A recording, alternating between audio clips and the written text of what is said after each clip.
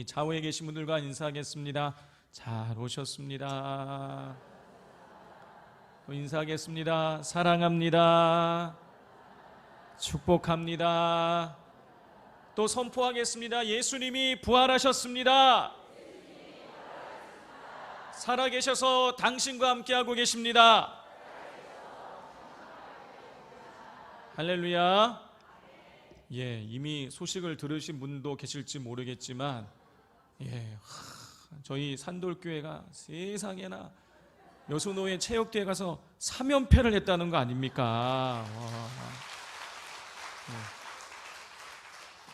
악의 무리는 아니지만 임금교회를 우리가 물리치고 트로피를 또다시 종합 우승을 했습니다. 우리 협조해 주신 여러 우리 남성교회 임원분들, 또 참여해 주신 선수, 또 응원해 주신 모든 성도님들, 또 식탁 준비해 주시나 수고해 주신 여전도의 우리 모든 임원분들께 감사를 드리고 또 하나님께 영광 올려 드립니다. 오늘 본문 18장의 말씀은요, 16장, 17장의 내용을 제대로 이해해야지만 그 맥락을 우리가 따라갈 수가 있습니다. 자, 16장에 보면 우리가 벌써 한 달 동안 나누었던 고라의 반란에 관한 내용이 나오고 있죠. 고라가 자기가 제사장 직분을 얻고 싶어서 모세와 아론에게 반란을 일으켰죠. 자, 그런데 여러분, 이 고라가, 레위 지파인 고라가 제사장이 될 수는 없었어요. 왜냐하면 하나님께서 레위 지파 중에서도 특별히 아론의 후손들만 제사장이 될 수 있도록 만드셨기 때문입니다. 그렇기 때문에 이 고라가 제사장 직분을 구하고 있는 것은요, 하나님의 질서를 깨트리고 있는 것이에요. 자, 따라서 하나님께서는 고라뿐만이 아니라 고라에게 적극적으로 동조했던 다란과 아비람, 그리고 또 그에게 그를 따랐던 이스라엘 지휘관 250명을 그냥 놔두지 않으셨어요. 심판하셨습니다. 250명의 지휘관은 불로 심판하셨고, 고라와 다단과 아비람은 땅이 그들을 집어삼키게 만드셨어요. 자, 이런 고라의 반란 사건을 통해서 우리는 하나님께서 하나님의 질서를 깨트리는 자들을 반드시 심판하신다는 것을 알 수가 있었죠. 자, 이 고라 무리에 대한 심판 이후에 하나님께서는 고라의 반란에 동조하던 이스라엘 지휘관 250명이 들고 왔던 그 향로를 쳐서 노제단을 감싸는 그 철판을 만들라고 했어요. 자, 여기서 이 제단이라는 것은 이스라엘 백성들이 제사 드리러 왔을 때에 제물을 바치는 곳이죠. 근데 그 제물을 바치는 곳에 그 큰 노수로 만드는 것으로 그 제단을 감싸게 했으니 이스라엘 백성들은 올 때마다 그걸 보는 거예요. 그걸 보면서 그렇지, 저 노수로 만든 저 철판, 하나님 앞에 모세와 아론을 원망했던 그 250명의 지휘관들, 그들이 들고 있었던 그 향로지. 우리가 하나님 앞에 제사장의 직분을 구한다든가 아니면은 하나님의 질서를 어기면 안 돼, 그걸 보면서 그렇게 교훈을 얻게 하신 것이죠. 하나님은요, 이스라엘 백성들이 다시는 하나님의 질서를 깨트리거나 모세와 아론, 하나님께서 세우신 모세와 아론에 대해서 반기를 들거나 원망을 하는 죄를 범치 않기를 원하셨어요. 그런데 그 향로를 펴가지고 노제단을 감싸는 철판을 만들라고 명령하신 바로 그 다음날 이스라엘 백성들이 모세와 아론을 원망하는 일이 또 발생합니다. 민수기 16장 42절, 이튿날 이스라엘 자손의 온 회중이 모세와 아론을 원망하여 이르되 너희가 여호와의 백성을 죽였도다 하고, 고라의 반역으로 고라와 다단과 아비람 외에 250명의 지휘관이 죽게 되자 이스라엘 자손들은요, 모세와 아론을 찾아와서 너희 때문에 너희가 그 사람들을 죽였다라고 이야기하는 거예요. 성도 여러분, 고라와 그 고라의 무리들이 왜 죽은 것입니까? 모세와 아론이 죽인 게 아니에요. 그들이 하나님의 질서를 깨트리는 죄를 범하였기 때문에 죽게 된 것이죠. 그런데 이스라엘 백성들은 지금 모세와 아론을 찾아와서 너희가 죽였다라고 모세와 아론을 원망하는 것입니다. 하나님이 가만히 있지 않으셨어요. 어떻게 하셨습니까? 더 크게 징계하셨어요. 이스라엘 백성 진영에 연병이 돌게 해서 14,700명이 죽게 만드셨습니다. 자, 이렇게 연속해서 이스라엘 백성 전체가 하나님께서 세우신 모세와 아론에 대해서 원망하는 일이 일어나서 크나큰 심판이 이루어질 수밖에 없는 상황이 펼쳐지게 되자 하나님께서는요, 이스라엘 백성들에게 모세와 아론이 하나님이 택하신 자임을 눈에 띄는 그 현상을 통해서, 기적을 통해서 보여주길 원하셨어요. 그래서 어떻게 했느냐, 모세에게 말씀하시는 것이죠. 이스라엘 각 지파별로 12지파에게서 지팡이 하나씩을 취해서 가지고 와라. 그리고 거기다가 이름을 쓰게 해라. 그런데 레위 지파에는 아론의 지팡이, 그리고 아론의 이름을, 지팡이에다가 아론의 이름을 써서 내게 하라고 말씀하셨어요. 자, 그리고 나서 모세가 그 다음날 그 지팡이를 놔두었던 법궤가 있는 곳에 가보았더니 어떻게 되었습니까? 아론의 지팡이에서만 싹이 나고 꽃이 피고 살구기 열매가 맺혀 있었죠. 여러분, 그 죽어있는 지팡이에서 꽃이 나고 싹이 피고 꽃이 나고 열매가 맺혀졌다는 것은요, 하나님께서 이 아론을 내가 택한 사람이다.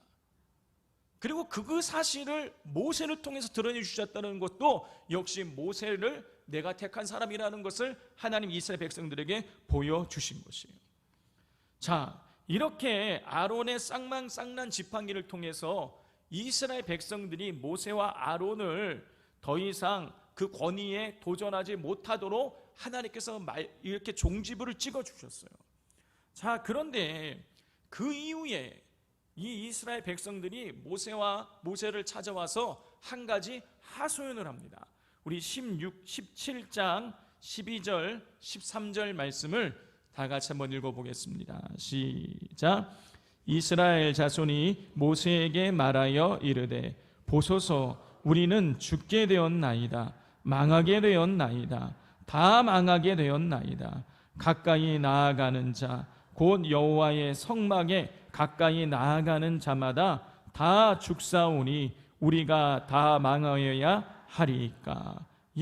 이스라엘 백성들은요, 아니 갑자기 아론의 쌍난 지팡이를 통해서 모세와 아론이 하나님 세우신 자임을 이렇게 하나님 나타내 보여주셨는데, 갑자기 뜬금없이, 우리가 보기엔 정말 맥락이 없이 뜬금없이 모세를 찾아와 가지고 우리가 다 망하게 되었다. 하나님께 가까이 나아가는 자마다 다 죽게 되는 것이니 우리도 죽는 것이 아니냐, 이거 어떻게 해야 되냐, 이렇게 지금 갑자기 묻고 있는 것이에요. 자, 우리가 봤을 때는 전혀 이게 맥락이 뚱딴지처럼 보이는 맥락이지만 그렇지 않아요. 여러분, 이스라엘 백성들이 이렇게 여호와를 가까이 하는 자마다 다 죽게 된다, 우리는 어떻게 되냐, 이런 이야기를 하는 이유가 있었어요. 그건 뭐냐면 민수기 16장 18절 19절을 보면 알 수 있어요. 그들이 제각기 향로를 가져다가 불을 담고 향을 그 위에 엎고 모세와 아론과 더불어 회막문에 서니라. 고라가 온 회중을 회막문에 모아놓고 그 두 사람을 대적하려 하매 여호와의 영광이 온 회중에게 나타나시니라. 아까 말한 그거예요. 250명의 지휘관들, 고라에게 동조했던 250명의 지휘관들에게 하나님께서 성막 가까이 나오라고 했어요. 향로에 불을 피워갖고 가지고 나오라고 했죠. 자, 그래서 사실은 고라와 다단과 아비람도 다 오라 그랬는데 고란과 다비단과 아비람은 나가지 않고 250명의 지휘관만 향로에 불을 남아가지고 회막문, 성막 앞으로 나아갔어요. 자, 그런데 그때 고라는 자기는 그 성막 앞에 오지 않으면서 우리 19절 말씀을 보면 고라가 온 회중을 회막문에 모아놓고 그 두 사람을 대적하려 하매, 이렇게 돼 있어요. 고라가요, 자기는 회막문에 나가지 않고요, 온 회중, 성경 기록하고 있어요. 온 회중을 회막문 앞에 모아다가 놓고 두 사람, 모세와 아론을 대적하려 하였다라고 기록하고 있어요. 이게 무엇입니까? 이스라엘인 온 회중이 고라와 다단과 아비람처럼 이스라엘의 지휘관 250명처럼 적극적으로 모세와 아론에 의해서 원망하고 불평하는 그런 행위는 하지 않았지만 고라의 그 반란 행위에 같이 동조했다라는 것을 보여주는 거예요. 그런데 그렇게 고라의 반란에 동조해서 회막문 앞에 나아갔는데 자기들이 보는 눈앞에서 250명의 사람들이 불에 집어 삼킴을 당한 것이에요. 자, 그렇기 때문에 지금 하나님께서 아론의 쌍난 지팡이 사건을 통해서 모세와 아론이 하나님께서 세우신 자임을 명확하게 보여주자 자기들 큰일 났다라는 거예요. 우리도 그 250명의 사람들처럼, 고라의 반란에 동조했던 250명의 사람들처럼 이제 성막 앞으로 나아가게 되면 우리도 죽는 것이 아니죠. 자기들이 지은 죄가 있으니까 그런 생각을 하게 된 것이죠. 자, 그래서 여호와의 성막에 가까이 나가는 자마다 죽사오니 우리가 다 망하여야 하리까, 이렇게 질문을 하자 오늘 이 본문을 통해서, 이 18장의 말씀을 통해서 하나님께서 그에 대한 답을 주시는 거예요. 답을 먼저 말씀을 드리자면, 이스라엘 백성들이 성소를 함부로 침범을 하게 되면 성막을 침범하는 자마다 죽을 것이지만 그로 인해서 이스라엘 백성 전체가 죽지는 않게 될 것이다. 이게 하나님 주신 답변이에요. 그러면 어떤 과정을 통해서 이런 약속을 주시는 것인지 우리가 한번 살펴보도록 하겠습니다. 자, 먼저 우리 1절 말씀, 18장 1절을 다 같이 한번 읽겠습니다. 시작.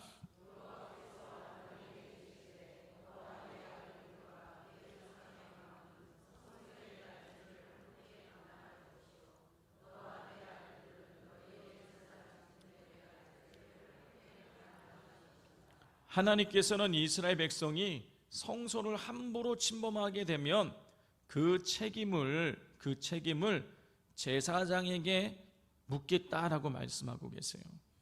성도 여러분, 제사장은 사람들이 함부로 성막을 침입하지 못하도록 경계해야 하는 직무를 가지고 있었어요. 그렇기 때문에 성막에 대한 경계를 소홀히 하여서 성소를, 제사장만 들어갈 수 있는 성소를 다른 누군가가 침범을 하게 된다면 그에 대한 책임을 제사장에게 지금 묻겠다라고 말씀하고 계시는 것이죠. 성도 여러분, 이 장면에서 우리가 중요한 메시지를 얻을 수 있어요. 그게 뭐냐? 직분에는 책임이 따른다라는 것입니다. 성도 여러분, 우리에게 맡겨진 직분은요, 감투가 아니죠. 뭡니까? 우리에게 맡겨진 직분은 우리의 사명이에요. 하나님께서 우리에게 사명을 맡기셨기 때문에 그에 대한 책임이 따르는 것입니다. 여러분, 이것은 달란트 비유를 보면 알 수가 있어요. 주인이 종 3명에게 각각 5달란트, 2달란트, 1달란트 맡겼지요. 자, 여기 이 달란트 비유에 나오는 이 주인은 누굽니까? 하나님이기도 하시고 예수님이기도 해요. 그리고 종은 누구입니까? 종은요, 사명을 받은 사람들이에요. 달란트는 뭐예요? 사명을 말하는 거예요. 자, 달란트 비유에서 여러분, 근데 우리가 감각이 쉬운 것이 있는데 뭐냐면, 여러분, 이 달란트 비유에서 달란트를 맡기고 난 다음에 주인이 돌아와서 결산을 했다라는 거예요. 여러분, 마태복음 25장 19절을 보면 오랜 후에 그 종들의 주인이 돌아와 그들과 결산할세. 주인이요, 달란트 맡겨놓고 가서 그냥 잊어버린 게 아니에요. 오랜 후에 와서 결산을 했다라는 거예요. 여러분, 결산을 했다라는 얘기는 무슨 뜻입니까? 이 종들이 맡겨진 달란트를 어떻게 사용했는지를 평가했다, 그런 뜻이에요. 성도 여러분, 이미 말씀드린 것처럼 달란트 비유에서 달란트는 하나님께서 우리에게 맡겨주신 사명을 의미하는 것이에요. 만약 하나님께서 오늘 밤에 우리에게 오셔서 너에게 맡겨진 달란트를, 우리에게 맡겨진 달란트를 가지고 우리와 결산을 하신다라면 여러분, 우리는 어떤 평가를 받게 될까요? 여러분, 이 달란트 비유에서 5달란트, 2달란트 받은 이 종은요, 똑같은 칭찬을 받았어요. 잘하였도다, 착하고 충성된 종아. 네가 적은 일에 충성하였으면 내가 더 많은 것을 내게 맡길 것이다 라고 칭찬을 해주셨어요. 반면에 1달란트 받은 비유, 1달란트 받은 종은 어떻게 되었습니까? 악하고 게으른 종아라고 책망을 듣고 1달란트 있는 것도 빼앗겼어요. 성도 여러분, 지금 어떤 모습으로 직분을 감당하고 계십니까? 5달란트, 2달란트 받은 종처럼 직분을 감당하고 계십니까? 아니면 1달란트 받은 종처럼 맡겨진 직분 그냥 그 감투만 쓰고 감투처럼 쓰고만 가만히 있고 계십니까? 만약 우리가 한 달란트 받은 종처럼 하나님께서 맡겨주신 직분을 제대로 감당하지 않고 있다면 하나님께서 반드시 우리를 책망하시고 그거에 대해서 책임을 물으실 것입니다. 그러므로 나에게 맡겨진 책임, 즉 직분을 우리가 온전히 감당하기 위해서 힘을 써야 하겠습니다. 제가 최근에 같이 기도 모임하는 교회의 한 목사님께서 들려주시는 이야기를 들었어요. 그 교회에서 최근에 이 전도 축제를 했습니다. 전도 축제를 해서 교인분들에게 이제 작정을 하라고 말씀을 드리고 이제 전도하게 되었는데, 한 연세가 많으신 한 권사님이 약간 치매기가 있으신데, 이 권사님께서 목사님, 내가 예쁜 새댁을 전도해야 되는데 그걸 위해서 기도해 달라고 막 이렇게 얘기를 하셨다는 거예요. 이름도 모르겠고 그냥 이쁜 새댁이에요. 그 미용실에 갔는데 어느 새댁이 예쁘게 생긴 새댁이 와갖고 이렇게 그날 얼굴을 이렇게 아이고 참 예쁘네 새댁 예뻐 이렇게 했는데, 그리고 나서 교회 갔더니 우리가 이제 전도해야 됩니다 이렇게 얘기하니까 그걸 사명으로 받으신 거예요. 내가 전도해야 될 사명이 나에게 있구나 생각하신 거예요. 그래서 그 할머님이 그리고 나서 미용실에 가가지고 그 미용실 원장님한테, 그 원장님 내가 며칠 전에 머리하면서 그 예쁜 새댁 있잖아요, 예쁜 새댁, 내가 예쁜 새댁을 했던 사람, 그 미용실 원장님 도대체 누군지를 모르겠다 이런 거예요. 이 정도면 포기해도 괜찮지 않습니까? 그런데요, 이 할머니가요 약간 치매가 있으신 할머니라 그러시는데, 이 할머님이 근처에 있는 가게마다 찾아다니면서 그 예쁜 새댁 알아요? 예쁜 새댁 알아요? 다 물으신 거예요. 그러니까 자꾸 예쁜 새댁 아냐고 자꾸 와서 이제 막 묻고 이러니까 그 사람들끼리 얘기를 한 거예요. 도대체 예쁜 새댁이 누구냐? 이래가지고 또 미용실에서 사람들 좀 얘기를 하고 막 이렇게 해가지고 결국에는 그 예쁜 새댁을 찾아낸 거야. 그 예쁜 새댁이 가만히 사람들 얘기하는 거 들어보니까 미용실에 갔는데 뭐 예쁜 새댁이라 했다고 자기 얘기 같은 거야. 그래서 그 예쁜 새댁이 물어 할머니 집을 찾아왔다는 거예요. 찾아와가지고 할머니 저 찾으셨어요. 그래 내가 예쁜 새댁 찾았어. 우리 교회 가자고. 그래 전도했다라는 거예요. 그 예쁜 새댁에 교회 왔다라는 것입니다. 저는요 그 할머니야말로 5달란트 2달란트 받은 그 직분의 사명을 감당했다고 저는 믿습니다.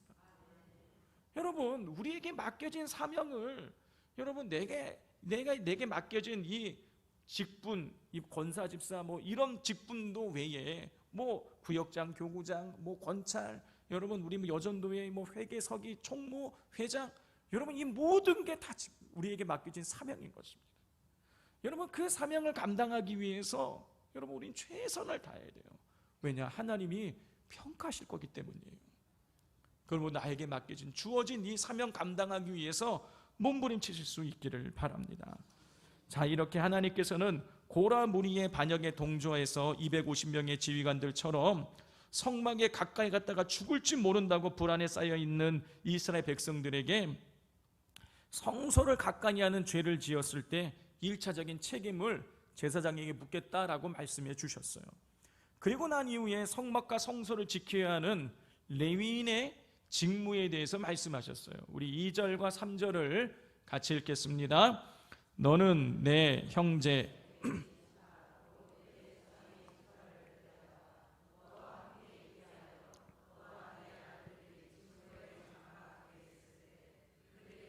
돕게 하라. 레위인은 내 직무와 장막의 모든 직무를 지키려니와 성소의 기구와 제단에는 가까이 하지 못하리니 두렵건대 그들과 너희가 죽을까 하노라. 하나님께서는요 2절을 통해서 레위인에게 증거의 장막, 즉 성소 앞에서 하나님을 섬기는 제사장을 돕는 사명이 부여되어 있음을 밝히셨어요. 자, 그리고 나서 3절을 말씀하셨어요. 레위인이 제사장을 돕는 사명이 성막 안에서 제사장을 돕는 사명이 있긴 하지만 제사장만 들어가는 성소의 기구와 제단에는 가까이 할 수 없다라고 이렇게 그 경계를 정해 주셨어요. 하나님께서는 레위인이 해야 될 사명만 말씀해 주신 것이 아니라 레위인의 사명의 경계까지 정해 주셨어요. 그리고 나서 제사장과 레위인이 합력해서 사명을 감당하러 가르쳐 주셨습니다. 우리 4절 말씀 함께 읽겠습니다. 레위인은 너와 합동하여 장막의 모든 일과 회막의 직무를 다할 것이요 다른 사람은 너희에게 가까이 하지 못할 것이니라. 제사장과 레위인은 합동해서 성막을 섬기는 일을 하라고 하나님 말씀해 주셨어요. 제사장이 성막을 섬기는 일에 레위인을 배제시킨다든가 레위인이 제사장이 섬기는 성소의 일을 해서는 안 되는 것이에요. 제사장과 아론은 하나님께서 서로가 서로에게 맡기신 책임과 그 경계를 존중하는 가운데 합동했어야 했습니다. 성도 여러분, 오늘날 성막은 교회에 해당이 되죠. 그리고 제사장은 목회자이고 레위인은 하나님께서 택하신 모든 성도들을 의미하는 것입니다. 따라서 목회자와 성도는 합동해서 합력해서 교회를 섬겨야 되는 것이에요. 교회 사역을 할 때에 목회자가 성도를 배제시킨다든가 아니면 성도들이 하나님께서 목회자에게 주신 영역에 간섭하려 해서는 안 되는 것입니다. 목회자와 성도는 하나님께서 맡겨주신 사명과 정해주신 경계를 분명히 인식하면서 합력해서 교회를 섬겨 나가야 되는 것이에요. 참으로 감사한 것은 제가 이 교회에 부임한 이후에 지금까지 우리 여러 장로님들과 성도님들께서 산돌교회를 섬기는 일에 적극적으로 협력을 해주시고 또 목회자로서 존중을 잘 해주셨습니다. 앞으로도 지금처럼 우리 목회자와 성도들이 하나님께서 맡겨주신 사명과 정해주신 경계를 분명히 인식하면서 합력해서 선을 이루어 나가는 산돌교회가 되도록 기도해 주시고 협력해 주시면 감사하겠습니다. 여러분, 왜냐하면 하나님께서 서로 합력하여서 섬기려고 하셨고요. 또 한 가지 있어요. 이 목회자와 성도가 함께 합력해야 될 또 한 가지의 이유가 있습니다. 우리 5절 말씀을 같이 한번 읽겠습니다. 시작. 이와 같이 너희는 성소의 직무와 제단의 직무를 다하라. 그리하면 여호와의 진노가 다시는 이스라엘 자손에게 미치지 아니하리라. 하나님께서는 이와 같이 너희는 성소와 제단의 직무를 다하라.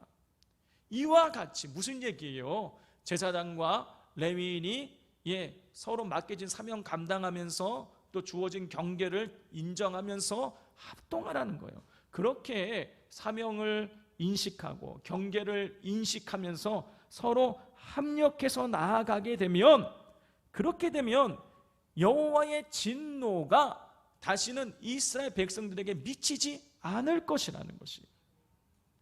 성도 여러분, 하나님께서는 제사장과 레위인이 합력하여 성소의 직무와 제단의 직무를 감당하면 진노가 이스라엘 자손에게 미치지 않게 하시겠다고 약속해 주셨어요. 이것은 하나님을 믿는 백성이 얼마나 여러분 막중한 책임이 있는가를 보여주는 것이에요. 여러분, 제사장과 레위인이 합력하면 이스라엘 자손에게 진노가 임하지 않게 된다. 여러분, 여기서 이스라엘 자손이란 이 레위인과 제사장은 하나님 택함 받은 사람을 의미하는 거예요.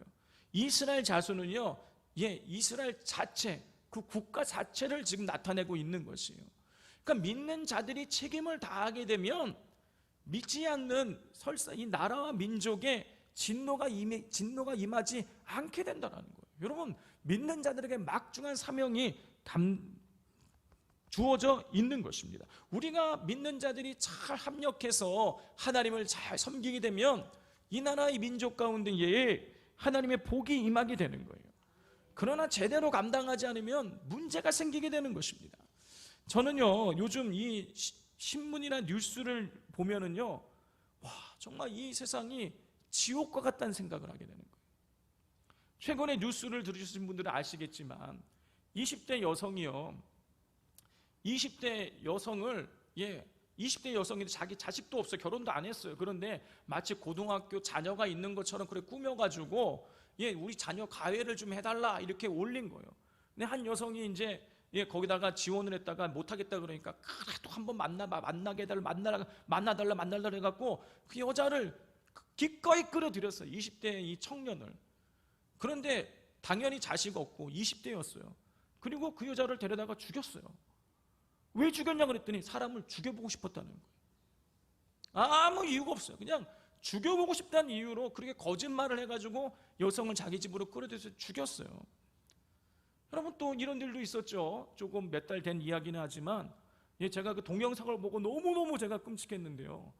이 젊은 20대 여대생처럼 보이는 키가 아담한 한 여자 청년이 어느 건물에 들어가서 엘리베이터 버튼을 눌렀어요. 그런데 갑자기 뒤에서 한 키가 막 180, 190 되는 건장한 남자가 오더니 발차기로 얼굴을 차가지고 기절을 시키고 막 때려가지고 그냥 기절시켰어요. 그리고 끌고 와 저쪽 구석에 끌고 와서 성폭행을 했습니다. 아무 이유 없어요. 처음 보는 여자였어요.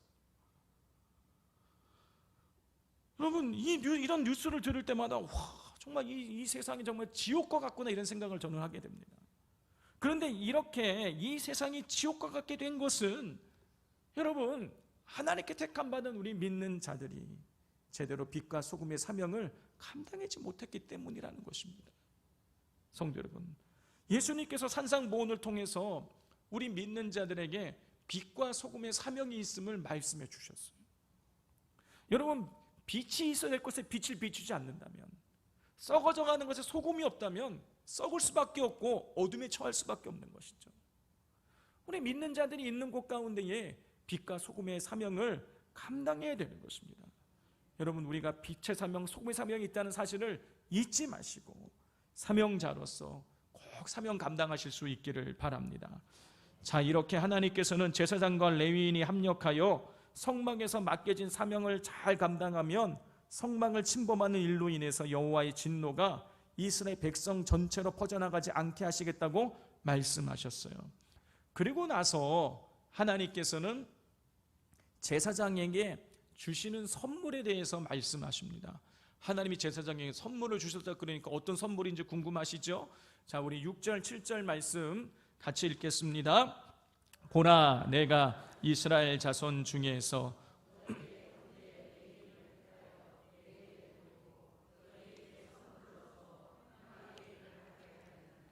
너와 내 아들들은 제단과 휘장 안의 모든 일에 대하여 제사장의 직분을 지켜 섬기라. 내가 제사장의 직분을 너희에게 선물로 주었은즉 거기에 가까이 하는 외인은 죽임을 당할지니라. 6절을 보면 하나님께서 레위인에게 제사장에게 레위인을 선물로 주셨다라고 기록하고 있어요. 자, 성도 여러분, 레위인의 도움이 없이는 제사장이 그 성막을 돌보는 일을 온전히 감당할 수가 없습니다. 그래서 그 직분 사명 감당하라고 레위인을 선물로 주셨어요. 여러분, 교회도 마찬가지죠. 목회자 혼자서 교회의 사명을 감당할 수가 없습니다. 그러니 지금까지 오셨던 것처럼 앞으로 하나님과 교회를 위해서 귀한 섬김을 이어나가 주시기를 간절히 부탁을 드립니다. 저는 이 제사장에게 레위인을 선물로 주셨다라는 이 글을 읽으면서, 말씀을 읽으면서 하나님께서 우리 산돌교회 성도님들을 저에게 선물로 주셨구나 하는 생각을 하게 되었습니다. 그리고 한번 뒤집어 생각을 해보았어요. 제가 우리 성도님들에게 그러면 나는 선물과 같은 존재인가 이렇게 생각을 해보니까 많이 부족하더라고요. 저도 앞으로 우리 성도님들에게 선물과 같은 존재가 되기 위해서 더 무릎 꿇고 기도하는 주의 종이 되도록 하겠습니다. 또 목회자는 성도에게, 성도는 목회자와 성도들에게 선물과 같은 존재가 되어야 돼요. 그렇게 할 때만 여러분, 우리를 통해서 하나님의 복이 이 땅 가운데로 흘러 들어가게 되어지는 것입니다. 그러므로 우리가 서로가 서로에게 선물과 같은 존재가 되어야 된다는 것도 우리에게 주어진 사명이라는 사실을 기억하시고 서로를 사랑하고 존중하고 격려해주는 복된 삶을 살아가실 수 있기를 바랍니다.